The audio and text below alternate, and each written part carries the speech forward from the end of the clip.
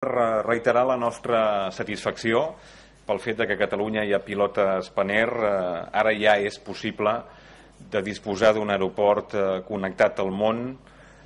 sense haver de passar per Madrid i, de fet, ara ja tenim la primera pedra posada del que ha de ser el futur hub aeroportuari del sud d'Europa. I una vegada més ha hagut de ser el conjunt d'institucions catalanes, la societat civil, els emprenedors d'aquest país que han hagut de suplir, per una banda, la indolència, però segurament també la inoperància i l'hostilitat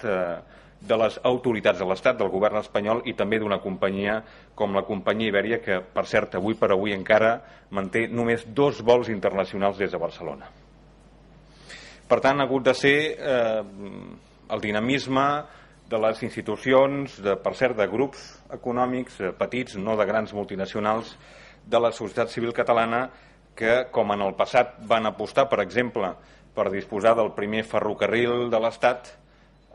o fins i tot les primeres autopistes de l'Estat, doncs ens hem hagut d'espavilar, la qual cosa, per cert, demostra que paguem un preu massa car per la nostra dependència i, per tant, que Espanya és un molt mal negoci.